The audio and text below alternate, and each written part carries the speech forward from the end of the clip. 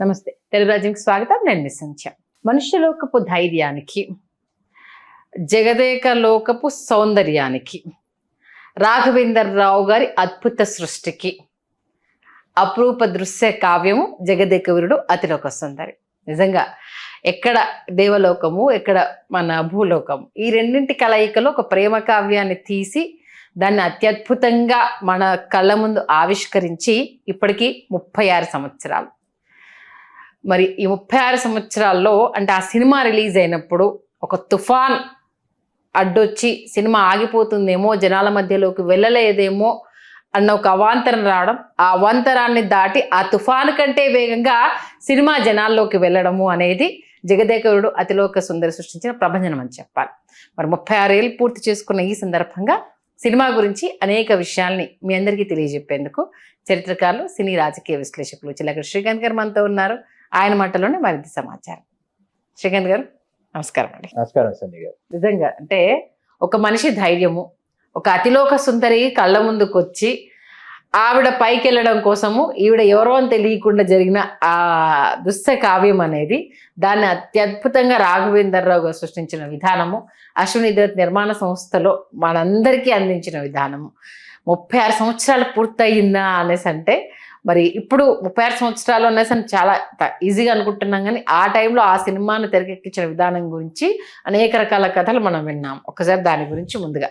వాస్తవానికి చిరంజీవి గారితో ప్రయాణాన్ని కొంత ఆలస్యంగా మొదలుపెట్టిన, అంటే ఆయన సమకాలికులైన నిర్మాతలలో చిరంజీవి గారితో అశ్విని దత్ గారు తన ప్రయాణాన్ని కొంత ఆలస్యంగా మొదలుపెట్టినప్పటికీ ఎప్పటికప్పుడు అంటే ఎంత గ్యాప్ వచ్చినా ఒక అద్భుతం చిరంజీవి గారితో తీయాలి అని తప్పించినటువంటి ఒక నిర్మాత చలసాని అశ్విని దత్ గారు, వైజయంతి మూవీస్ అధినేత.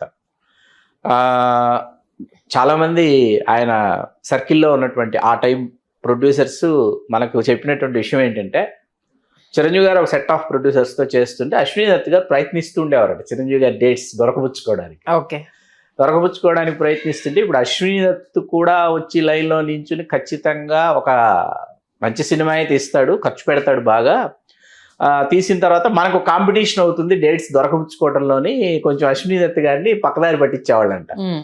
ఇది ఆ టైం లైన్లో ఉన్న ప్రొడ్యూసర్స్, మిగతా ప్రొడ్యూసర్స్ చెప్పిన విషయం మనకి. అయితే ఆఖరి పోరాటమే చెయ్యాలి చిరంజీవి గారితో. అంటే ఆయనకి యండమూరి వీరేంద్రనాథ్ గారి నవల అనేటప్పటికి చిరంజీవి గారితో చేసేయాలి అనేటటువంటి ఒక సమయం అది. ఆ సమయంలో ఆఖరి పోరాటం చాలా బాగుంటుంది. విహారీ గాని, ప్రవల్లిక పాత్రలు, సునాదమాల 3 పాత్రలు. అది చిరంజీవి గారికి మొదట వెరీ బిగినింగ్ స్టేజ్లోనే యండమూరి గారిని పంపించి యండమూరి గారి చేత చెప్పించి ఏదో చేస్తే, చిరంజీవి గారు విహారీ చేయడానికి ఏం లేదు, ప్రవల్లిక డామినేట్ చేసేస్తుంది, నేను సరిపోను, నాగార్జున బాగుంటాడని చిరంజీవి గారే చెప్పారనమాట. సరే అది అట్లా. అప్పటికి మీకు శ్రీదేవి గారు వరుసగా 3 సినిమాలు చేశారు అశ్విని దత్ గారితో. అడవి సింహాలు ఒకటి ఇవన్నీ చేశారు ఆవిడ. చేసిన తర్వాత ఇది 4వ సినిమా ఆవిడకి, ఏది జగదేక వీరుడు అతిలోక సుందరి. ముందు కొండవీడి దొంగ సినిమాలోనే ఆవిడ చెయ్యాలి. కొండవీడి దొంగ కథలో ముందు 2 హీరోయిన్స్ లేరు, ఒక్కరే హీరోయిన్, పోలీస్ ఆఫీసర్ క్యారెక్టరే, విజయశాంతి పాత్రే. అది శ్రీదేవి గారి చేత చేయించాలి. రాధా గారి పాత్రతో ఉన్న సన్నివేశాలు కూడా విజయశాంతి గారితో ఉండేలాగా రాసుకున్నారు ఏదో స్క్రీన్ ప్లే. కానీ ముంబై వెళ్ళి త్రివిక్రమ్ రావు గారు చెప్పిన తర్వాత, ఇప్పుడు నా స్టార్డమ్ పెరిగింది కాబట్టి హీరోతో ఇంపార్టెన్స్ ఉన్న రోలే కాకుండా టైటిల్ కూడా అలాగే పెట్టాలని అడిగారు, కండిషన్ పెట్టారు ఆవిడ. కొండవీటి రాజా అంటే కొండవీటి రాణి ఉండాలన్నట్టు చెప్పారు, 2 పేర్లు ఉండాలన్నట్టు. అది అశ్విని దత్ గారికి తెలిసింది, అది ఆయన దృష్టిలో పెట్టుకుని ఉన్నాడు ఆయన. మీకు ఆఖరి పోరాటం అయిపోయింది. ఆఖరి పోరాటానికి ముందు రాఘవేంద్రరావు గారికి వరుసగా 3 ఫ్లాప్లు అండి. ఆఖరి పోరాటం హిట్ అయింది, మంచి హిట్ అయింది. ఆఖరి పోరాటం అయిన తర్వాత రాఘవేంద్రరావు గారికి కూడా కొంచెం అమ్మయ్య అనిపించింది. What next? ఈయనకి తిరుపతి వెళ్ళటం మద్రాసు నుంచి రాఘవేంద్రరావు గారికి అలవాటు అనమాట. ఎప్పుడైనా సరే తిరుపతి వెళ్ళిపోవడం ఒక అలవాటు ఉండి 2 రోజులు 3 రోజులు ఉండి తిరుమలలో దర్శనం చేసుకొని తిరిగి రావడం ఆయనకు అలవాటు. వెళ్తూ ఎవరినో ఒకరిని తోడు తీసుకుని వెళ్తాడు ఆయన. శ్రీనివాస్ చక్రవర్తి గారిని కథా రచయిత, ఆయన తీసుకుని వెళ్ళారు.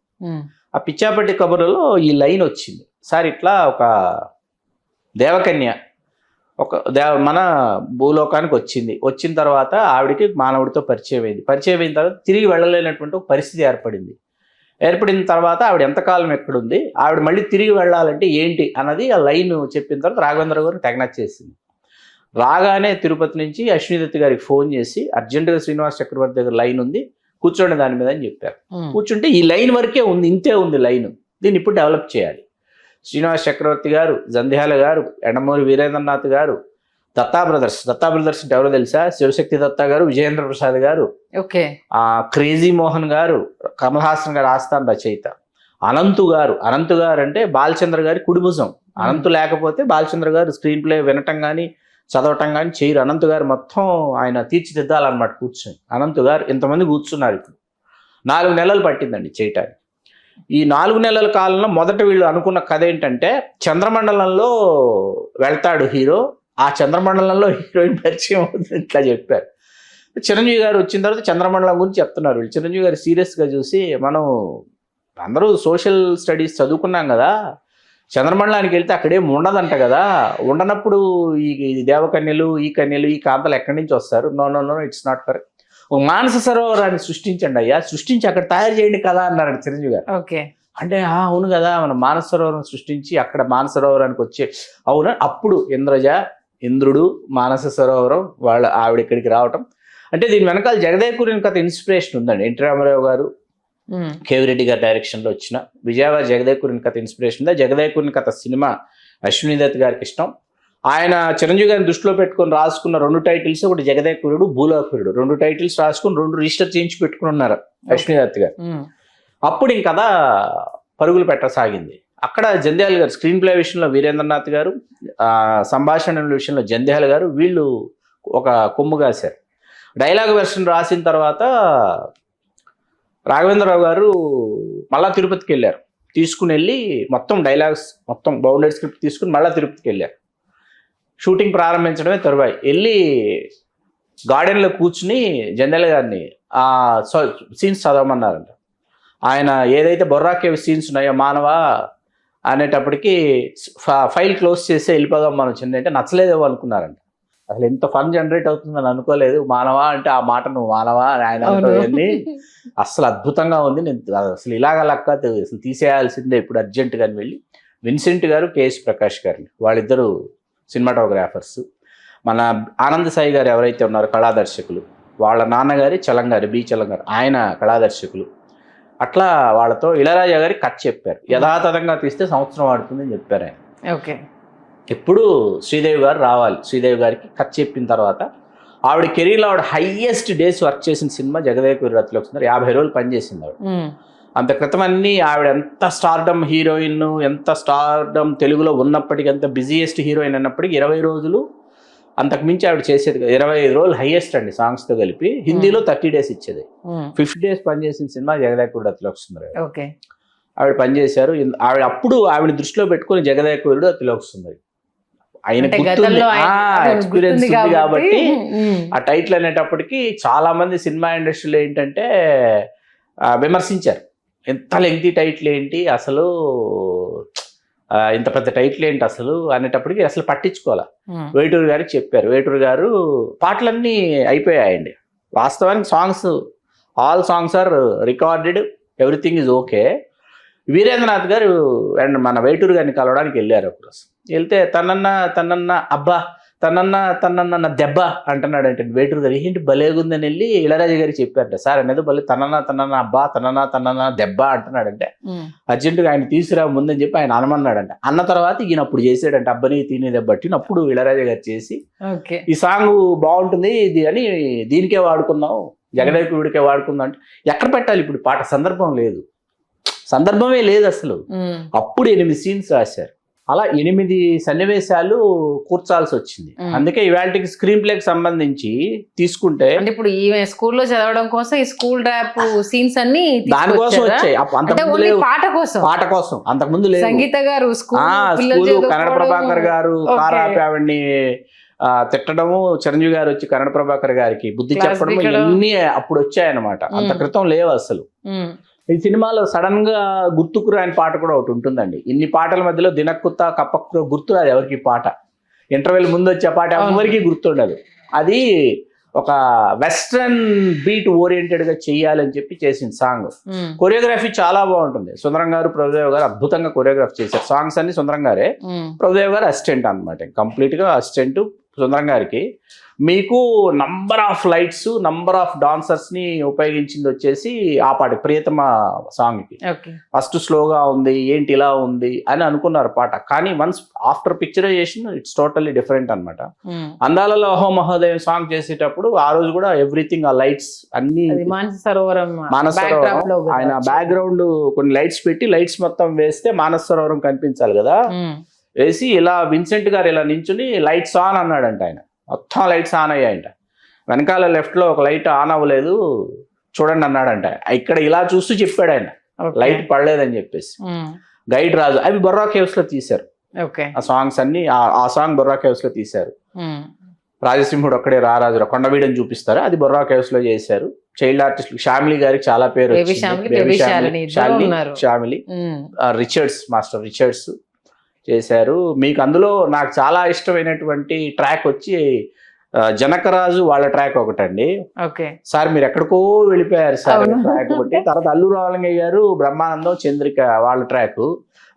వాళ్ళు రాగానే అమ్మ ఇల్లు వచ్చేస్తానమ్మా, ఇవాళ డ్యూటీకి టైం అయిపోయింది, వెళ్ళి స్త్రీ చేయించుకుని వచ్చేస్తానని చాలా క్యాజువల్గా వెళ్ళిపోతుంటాడు. శ్రీదేవి గారు వచ్చి వృద్ధమానవ అంటే, అమ్మ నా పేరు వృద్ధమానవుడు, గద్దముక్కువాడు కాదమ్మా గంగాజలం అంటాడు అనమాట. చాలా ఇన్నోసెంట్ ఎక్స్ప్రెషన్ ఇచ్చి చెప్తాడు. విచిత్ర ఫోటో స్టూడియో డైలాగ్ ఉంటుంది కదా, ఈ భాష నీకు అర్థం కాకపోతే నిరంకర కుక్షివి అసమాన భక్షివి, అదే అవన్నీ జంధ్యాల గారి సంభాషణలు అవన్నీ. అలాగే చిరంజీవి గారి ఇంట్లో చెప్పే సమాస భూయిష్టమైన సంభాషణలు ఒకటి. సినిమా మొత్తం ఒక ఎత్తు, ఇళరాజా గారు చేసిన బ్యాక్గ్రౌండ్ మ్యూజిక్ ఒక ఎత్తు. పాటలకి బ్యాక్గ్రౌండ్ మ్యూజిక్ అస్సలు సంబంధం ఉండదు. నాకు ఎంటైర్ సినిమాలో నచ్చేది ఏంటంటే హౌస్ ఓపెన్ అవుతుంది చూడండి, హౌస్ ఓపెన్ ఒకటి. ఈమెను పంపించడానికి అలావుద్దీన్ అని కుక్కని పిలవగానే తను నిలిచిన ఒక ఫోజ్ ఇచ్చిన తర్వాత, అంటే ఆ తన్మయత్వం, ఆమె దైవికత్వం ని చూసి కుక్క నమస్తే పెట్టడం, ఆమె నిల్చున్నప్పుడు ఆ చూపించిన విధానం, అంటే అసలు శ్రీదేవి అందం అంటే ఇదా, ఇన్ని రోజులు ఇంత అందాన్ని అసలు చూపించలేకపోయారా అన్నట్టుగా పోజ్ ఇచ్చినప్పుడు. ఇంత మాట్లాడుకొని సినిమా గురించి, ప్రియతమా సాంగ్ చేస్తున్నప్పుడు చిరంజీవి గారికి 102, 103 టెంపరేచర్ అండి. ఓకే, ఈ సినిమాకి పౌర్ణమికి సంబంధం ఉంది కథలో. కాబట్టి అశ్విని దత్ గారు వాళ్ళ సిద్ధాంతి గారి దగ్గరికి వెళ్ళి ఎప్పుడు రిలీజ్ చేస్తే బాగుంటుంది సినిమా అంటే, May 9 పౌర్ణమి ఆ రోజు రిలీజ్ చేసి చెప్పాడు ఆయన. చెప్తే అశ్విని దత్ గారు చిరంజీవి గారికి, రాఘవేంద్రరావు గారికి, చిరంజీవి గారికి ఈ సినిమా May 9 విడుదలవుతోంది, మీరు విడుదల చేసే బాధ్యత మీ స్కంధాల మీద ఉందని పదే గుర్తు చేసేవారు. అది దృష్టిలో పెట్టుకుని చిరంజీవి గారు ఆ ఫీవర్లో నుంచి క్లైమాక్స్ అంటే శ్రీదేవి గారు వెళ్ళిపోతుంటే వెళ్ళిపోకుండా ఆవిడ ఉంగరం తీసి విసిరేస్తారు, ఆ చాప వచ్చి మింగేస్తుంది. అక్కడ చిరంజీవి గారి డైలాగ్స్ ఉంటాయి. ఆ డబ్బింగ్ ఒకటి బ్యాలెన్స్ ఉండిపోయింది. చిరంజీవి గారు ఈ సాంగ్ కంప్లీట్ చేసి డబ్బింగ్ థియేటర్కి వెళ్ళి ఆ డబ్బింగ్ చెప్పేసి వెళ్ళి విజయ హాస్పిటల్లో పడుకుంటే 3 రోజుల తర్వాత లేచారు చిరంజీవి గారు. ఆఫ్టర్ 3 days చిరంజీవి గారికి 3 రోజులు మెలకువలేదు అసలు. 3 రోజుల తర్వాత లేచారు చిరంజీవి గారు. అంత జ్వరం 105 టచ్ అయింది. డబ్బింగ్ సినిమా రిలీజ్ అయిన తర్వాత ఆ క్లైమాక్స్ లో చిరంజీవి గారి వాయిస్ వేరే వాయిస్, జ్వరంతో వేరే గొంతు వినిపించింది. చిరంజీవి గారి గొంతు మారిపోయింది అనుకున్నాం. తర్వాత మళ్ళీ డబ్ చేసి మళ్ళా పంపించారు వాయిస్. మళ్ళా అదొకటి జరిగింది. వాళ్ళు గుర్తుందో లేదో తెలియదు నాకు, అదొకటి జరిగింది. అప్పుడు సినిమా విడుదలైన రోజు అండి, May 9 నుంచి May 14 వరకు ఆంధ్ర అంతా తుఫాన్ అండి. అలాంటి తుఫాన్ కాదు, వాతావరణం తుఫాన్. సినిమా రిలీజ్ అయ్యి తుఫాన్ మీకు బాగాలేదు. వేసవిలో తుఫాన్కి ఏమైంది, ప్రింట్లు వచ్చేసి విజయవాడ దాకా వెళ్ళి ఆగిపోయాయి ప్రింట్స్. సినిమా ప్రింట్లు విజయవాడ హౌరామ వెళ్ళి విజయవాడలో ఆగిపోయి, అక్కడి నుంచి రైల్వే లైన్స్ కొట్టుకుపోయాయి. రైల్వే లైన్స్ కూడా లేవు. 14 ఆ రోజు May 9 విజయవాడ ఇంట్లో అశ్విని దత్ గారు విజయవాడ ఇంట్లో సినిమా విడుదల అయిపోయిన తర్వాత భోజనానికి కూర్చుంటే కరెంట్ పోయింది. మొత్తం డబ్బులని పెట్టేశారు, ఇంకేమీ లేవు. ఈ సినిమాతో ఉండటమా వెళ్ళిపోవటమా, ఈ సినిమా డిసైడ్ చేసేయాలి అంటే వాళ్ళ మిసెస్ చెప్పారంట, మీరేం కంగారు పడద్దు, తుఫాన్ తగ్గిన తర్వాత సినిమా తుఫాన్ లాగా దూసుకెళ్తుందండి, మీరేం కంగారు పడకండి అని ఆవిడ ధైర్యం చెప్పారంట. 14వ తేదీకి తెరిపించిందండి. తెరిపిస్తే భయంగా అశ్విని దత్ గారు మన రాఘవేంద్రరావు గారు నమ్మని ఇద్దరు కలిసి ఫస్ట్ గుంటూరు వెళ్ళారండి. ఏంటో పరిస్థితి అని వెళ్తే లోపలికి వెళ్ళగానే ఈలలు, కేకలు, జనం, అసలు యమహోని యమయమ అందం సాంగ్, చిరంజీవి గారు ఆ ఫైట్ ఉంటుందండి, ప్రీవియస్ అమ్యూజ్మెంట్ పార్క్ ఫైట్, అసలు జనాలు కనెక్ట్ అయిపోయి ఉన్నారు, వాళ్ళ సోల్స్ కనెక్ట్ అయిపోయాయి సినిమాకి. అయిపోయిన తర్వాత అమ్మయ్య అని బయటకు వస్తే ముఖ్యమంత్రి హోదాలో ముఖ్యమంత్రి రామారావు గారు అయిపోయి ఆయన ప్రతిపక్షంలో ఉన్నారు. తుఫాను వచ్చిందని పరామర్శించడానికి వచ్చాడు రామారావు గారు. మాజీ ముఖ్యమంత్రి హోదాలో తుఫాను బాధిత ప్రాంతాలు ఉంటాయి కదా, ఆయన పర్యటించుకుంటూ వస్తున్నారు. వీళ్ళకి తెనాలి వెళ్ళేటప్పుడు రామారావు గారు ఎదురొచ్చారు. రామారావు గారు నేను వెళ్ళేటప్పటికి మీ సినిమాకి టాక్ చాలా బాగుంది బ్రదర్ అన్నారంట రామారావు గారు. ఎన్టీ రామారావు గారు చెప్పేటప్పుడు అబ్బా రామారావు గారు కూడా మన సినిమా టాక్ చాలా బాగుందని అన్నారు. అక్కడి నుంచి అదొక చరిత్ర అనమాట. జగదేక వీరుడు అతిలోక సుందరి లాల్ బహదూర్ స్టేడియంలో జరిగినటువంటి శతదినోత్సవ వేడుక ఆగస్టు 22 చిరంజీవి గారి జన్మదిన మహోత్సవం రోజు జరిగింది. అద్వితీయంగా జరిగింది. అశ్విని దత్ గారి చిరకాల వాంఛ ఆయన నెరవేర్చుకున్నారు. చిరంజీవి గారితో సినిమా నిర్మించాలన్న ఆ కోరిక నెరవేర్చుకున్నారు. కాదల్ దేవదయ్ పేరుతో తమిళంలో డబ్ చేశారు. ప్రేమ దేవత కాదల్ దేవదయ్ అంటే డబ్ చేశారు. ఇవాళకి అంటే రాణికాసుల రంగమ్మ సినిమా తర్వాత చిరంజీవి గారు శ్రీదేవి మోసగాడు, రాణికాసుల రంగమ్మ ఇవే కదా వాళ్ళు చేసిన సినిమాలు. దాని తర్వాత చేసిన సినిమా. ఓకే, ఎంత ఖర్చు పెట్టారో, ఎంత కలెక్ట్ అయింది? అది అప్పట్లో భారీ వ్యయం కింద లెక్క అండి. భారీ నిర్మాణం, భారీ వ్యయం కింద లెక్క. ఆ వసూళ్ళు అప్పటి చరిత్రను తిరగరాశాయి. అప్పటి రికార్డులన్నింటినీ కూడా, చాలా రికార్డులని అవి మటుమాయం చేశాయి. సుమారు 3-4 కోట్లు వచ్చిందా? 5 కోట్లు, ఎందుకంటే 6 కోట్లు గ్యాంగ్ లీడర్, 6 కోట్లు కదా, 5 కోట్లు పైన కలెక్ట్ చేసింది. అప్పటికి హైయెస్ట్ కదా గ్యాంగ్ లీడర్. దీన్ని Jagadeka Veerudu Athiloka Sundari immediate year gang leader అనమాట.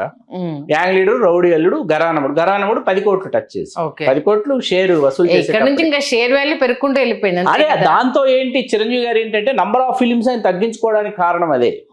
నంబర్ ఆఫ్ ఫిలిమ్స్ అంటే జగదేక వీరుడు అతిలోక సుందరికి తీసుకున్న పారితోషికానికి ఘరానముడు పారితోషికానికి అసలు సంబంధం ఉండదు. ఇక ట్రాన్స్ఫర్మేషన్ స్టార్ట్ అయిపోయింది, అప్పుడు సంబంధమే ఉండదు అసలు. అక్కడి నుంచి మళ్ళీ ఇంకా నెక్స్ట్ లెవెల్ అనమాట. ఓకే, అలా పప్పు వర్మ అని ఒక యాక్షన్ కొరియోగ్రాఫర్ తీసుకొచ్చారు అప్పట్లో. ముంబై అతన్ని తీసుకొచ్చి అతనితో చేశారు. అమరీష్ పురి గారు ఇందులో మరీ ముఖ్యంగా చెప్పుకోవాల్సిన విషయం ఏంటంటే సంధ్య గారు, అమరీష్ పురి గారు కొండవిడి దొంగలు ఆయనే. ఇందులో ఏవో మహాద్రష్ట. దీంట్లో విచిత్రమైన విషయం ఏంటంటే జూనియర్ ఆర్టిస్టులు అప్పట్లో షిఫ్ట్ అంటారండి. షిఫ్ట్కి 75 రూపాయలు, 100 రూపాయలు తీసుకునేవాళ్ళు ఒక జూనియర్ ఆర్టిస్టు. గుండు కొట్టుకొని నించోవాలి కాబట్టి 350 రూపాయలు అడిగారు. ఈ అమరీష్ పురి గారి వెనకాలందరూ గుండుగాళ్లే అనమాట. ఈ గుండుగాళ్ల ఖర్చు అప్పట్లో 4 లక్షలు. ఈ ఆర్టిస్టులకి ఏం ఖర్చు 4 లక్షలు. అలా అమరీష్ పురి గారు ప్రాణం పోశారు. కన్నడ ప్రభాకర్ గారు, రామిరెడ్డి గారు, తనికెళ్ళ భరణి గారు, వీళ్ళందరూ. తనికెళ్ళ భరణి గారును బాబ్జీ ఏంటంటే అంకుశం నుంచి వాళ్ళిద్దరిని తీసుకున్నారు. శివ నుంచి భరణి గారిని తీసుకున్నారు. చిరంజీవి గారు రెగ్యులర్ సినిమాల్లో అప్పటికి కన్నడ ప్రభాకర్ గారు రెగ్యులర్ విలన్ కింద లెక్క చిరంజీవి గారికి. అమరీష్ పురి గారు, ఇంతమంది విలన్లు ఉంటే గానీ ఆనందం అనమాట ఇప్పుడు చిరంజీవి గారిని ఎదుర్కోవాలంటే మీకు. నిజంగా అప్పుడు మీకు ఎంత అపరూపం కదా. ఎందుకంటే ఇప్పుడు అంటే ఫోన్లు లేక కొట్టంగానే దానికి సంబంధించిన స్టిల్స్ ఇవన్నీ వస్తున్నాయి. అప్పుడు ఇదంతా లేదు కదా. వాటిని మేము జాగ్రత్త చేసుకోవాలి. సీరియస్లీ అద్భుతం కదా. అసలు ఇప్పటికీ మాట్లాడుకుంటున్నాం అని అంటే అది ఎంత చరిత్ర సృష్టిస్తే ఇప్పుడు మనం మాట్లాడుతున్నాం. నిజంగా అశ్విని దత్ గారికి, కె రాఘవేంద్రరావు గారికి, అలాగే ఇళయరాజా గారికి, అలాగే కథను సమకూర్చిన ప్రతి ఒక్క రచయితకి, శ్రీనివాస చక్రవర్తి గారి మదిలో పుట్టి మిగతా వారందరి మెదళ్లలో నుంచి ఆవిష్కృతమైంది ఇది. ఆ తర్వాత మీరు ఆఖరి పోరాటం తర్వాత మళ్ళీ అశ్విని దత్ గారు ఎట్లాగా చిరంజీవి గారిని రీచ్ అయ్యారన్నది అది వీరేంద్రనాథ్ గారి ద్వారా రీచ్ అయ్యారు. ఆయన చెప్పారు కదా. అప్పుడు మీకు ఆఖరి పోరాటానికి వీరేంద్రనాథ్ గారు వెళ్ళి చిరంజీవి గారికి చెప్పారు. అశ్విని దత్ గారు వెళ్ళలేకపోతున్నారు. రాఘవేంద్రరావు గారు ఇష్టుడైనప్పటికీ, రాఘవేంద్రరావు గారు ఆత్మీయుడైనప్పటికీ, రాఘవేంద్రరావు గారిది అశ్విని దత్ గారిది బావా అనుకునే బంధమైనప్పటికీ, బావా చిరంజీవి గారి డేట్లు కావాలి బావా మనకు అని అడగలేనటువంటి ఒక పరిస్థితి. ఆ స్థాయిలో ఉంది చిరంజీవి గారి స్టార్డమ్. కాబట్టి వీరేంద్రనాథ్ గారే ఇప్పుడు ఈ లైన్ ఏదైతే ఉందో ఈ లైన్తో మనం చిరంజీవి గారిని అప్రోచ్ అవచ్చు ధైర్యం చెప్పి తీసుకెళ్లి చిరంజీవి గారి ముందు అశ్విని దత్ గారిని కూర్చోబెట్టింది ఎండమూరి వీరేంద్రనాథ్ గారు. వైజయంతి మూవీస్ అశ్విని దత్ గారు సారథ్యంలో అశ్విని దత్ గారు నిర్మించిన 9వ సినిమా జగదేక వీరుడు అతిలోక సుందరి. చిరంజీవి గారు, కె రాఘవేంద్రరావు గారి కలయికలో 9వ సినిమా జగదేక వీరుడు అతిలోక సుందరి. 9వ సినిమా 9వ కలయిక 9 వాళ్ళకి లక్కీ నెంబర్ అయిపోయింది. చూడండి, అది పరిస్థితి. మంచి విశేషాలు అందించారు. ధన్యవాదాలు శ్రీకాంత్. ధన్యవాదాలు సంధ్య.